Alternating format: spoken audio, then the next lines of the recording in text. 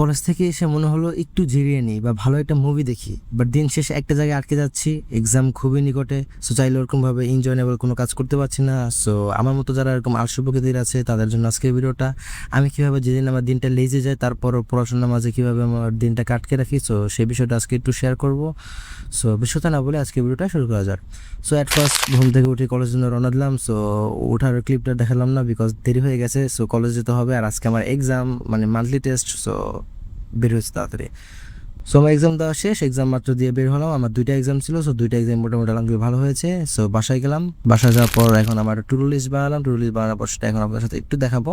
যেমন দেখেন, আমি এখানে একটা থেকে আগে বলে রাখি, আমি এখানে মূলত কলেজ থেকে আসছিলাম 11টা বাজে এসে মাত্র 1 ঘন্টা একটু ফ্রেশ ট্রেশ হয়ে গোসল করে ফ্রেশ হয়ে পরে পড়তে বসেছিলাম। পড়তে বসার মাঝখান দিয়ে আমি এখানে আমার টু ডু লিস্টে একটু আপনাদেরকে দেখাই।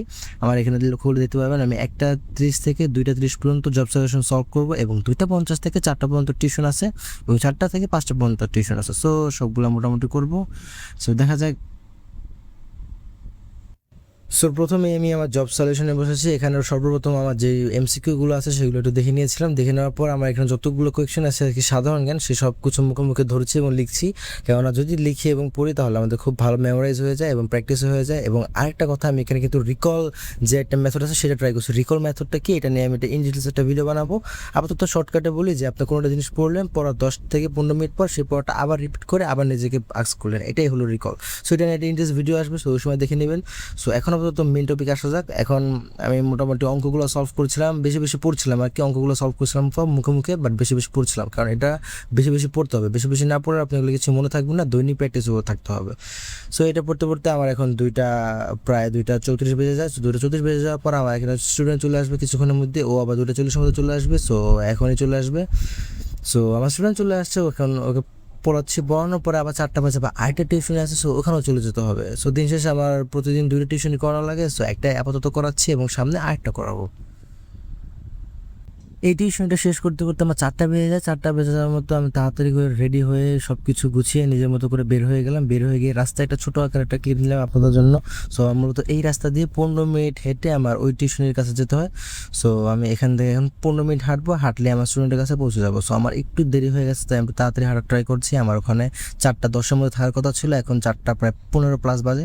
সো একটু তাড়াহুড়ো করে যাওয়ার চেষ্টা করছি। সো আমার স্টুডেন্টের কাছে আস্তে আস্তে আমার প্রায় 4টা 25-এর মতো বেজে যায়। সো ওকে আমার ছুটি দিয়ে দিতে প্রায় 5টা 45-এর মতো বেজে যায়। সো আমার বাসায় যেতে আরও 15 মিনিট লাগে। সো সবশেষ আমার সব টিউশনিগুলো কমপ্লিট করে 6টার মতো বেজে যায় আমার বাসায় যেতে যেতে।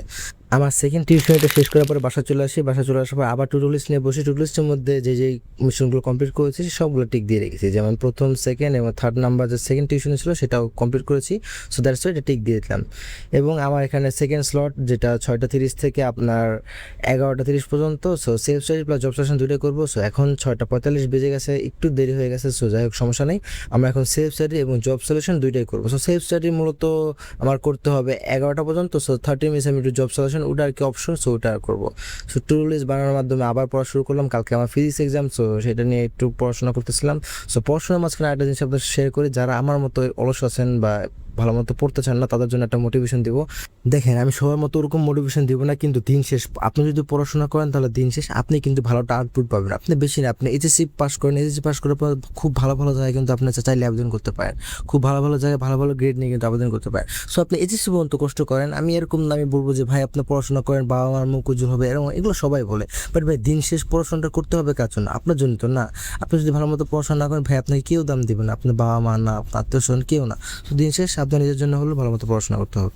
সো আমি বলবো যারা এরকম মোটিভেশন খুঁজে থাকেন, মোটিভেশন ভাই নিজেকে নিজে তৈরি করতে হবে। আমি আমার মতো হাজারো কন্টেন্ট ক্রিয়েটর আছে যারা ইউটিউব প্ল্যাটফর্মে প্রচুর পরিমাণ স্টাডি ব্লগ বানায়, বা দিন শেষ একটাই কথা, মোটিভেশন নিজেটা নিজে বানাতে হবে। আপনি এরকম হাজার স্টাডি ব্লগ দেখবেন, হাজার মোটিভেশন জাগবে, আবার কিছুক্ষণ পর আবার উদা হয়ে যাবে। সো দিন শেষ মোটিভেশন আপনারটা আপনাকে বানাতে হবে। সো আমি হেল্প করি আপনাদের এই যাত্রাটাকে একটু সহজ করে তোলা। আপনারা বলতে পারেন যে ভাই আপনি কেন এত কথা বলছেন, আপনি কি এসে, আমি আপনাদের এই সমস্যাগুলো ফেস করেছি। সো আমি চাই না আমার কোনো ভাই ও বোনরা এই সমস্যাগুলো ফেস করুক, আপনাদের পড়াশোনার পথ চলাটা একটু যেন সহজ হয়। এই জন্য আমার এই কন্টেন্ট ক্রিয়েশনে আসা, না হলে আমার আসার কোনো প্রয়োজন ছিল না। আমি অনেকগুলো দেখি, অনেক জায়গায় পোলাপান অনেক মানে গুরুতর জায়গায় এমন এমন মিস্টেক করে যেগুলো আপনাদের লাইফ অনেক দূর পর্যন্ত পিছিয়ে দেয়। সো আমি চাই ওই সব জায়গাগুলো আপনারা মিস্টেক না করেন আমার মতো। আমি কিন্তু অনেক মিস্টেক করে করে ভুল থেকে শিখেছি। আমার সময় ওরকমভাবে গাইড দেওয়ার লোক ছিল না, বাট আমি চাই আপনাদেরকে যেন সঠিক পথটা দেখাতে। আমার কন্টেন্ট ক্রিয়েশন অতটা ভালো না, আমি অতটা ভালো বোঝাতেও পারি না, বাট দিন শেষ আপনাদের ভালোই চাই। সো আপনারা যারা যারা আমাকে পছন্দ করেন বা অপছন্দ করেন সেটা আপনাদের একান্ত ব্যক্তিগত। সো যারা পছন্দ করেন তারা অবশ্যই লাইক এবং ফলোতে পাশে থাকবেন। আর যদি ভিডিওটা ভালো থাকে আপনি সেটা লাইক দিয়ে দেবেন। সো ততদিনের জন্য ভালো থাকবেন, এবং অবশ্যই নেক্সট কোন ভিডিও নিয়ে বানাবো সেটা অবশ্যই আমার কমেন্ট বক্সে জানাবেন। সো ততদিন ভালো থাকবেন। চিরসুন, আসসালামু আলাইকুম।